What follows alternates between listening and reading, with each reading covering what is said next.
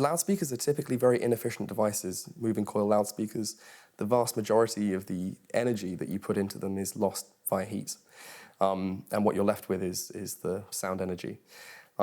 Heat really is the enemy of the loudspeaker, because as the voice coil generates heat and gets warm, its electrical characteristics can change, which means that the frequency response can change. You can get power compression happening, where you start to lose dynamics because you're introducing so much heat into the system, it's changing the electrical parameters of the driver. So the radial intercooler, which has been referred to as all sorts of things. In a recent review, it was called a 12-inch octopus, which I quite enjoyed. So what this does, it's a cast steel chassis, and it replaces the basket at the back.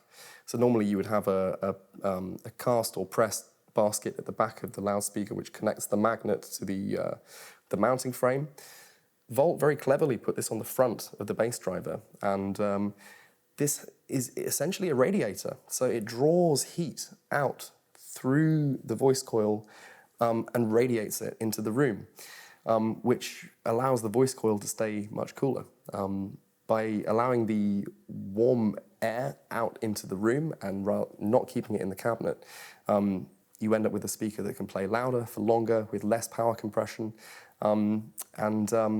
I mean, it's a design that's been around for some time now. It's used in studio application, high-end domestic, also in live sound too. It's a very good choice because it's just able to take as much power as you can give it. Yeah, that's a little on the history of the Volt driver. Plus, it looks cool.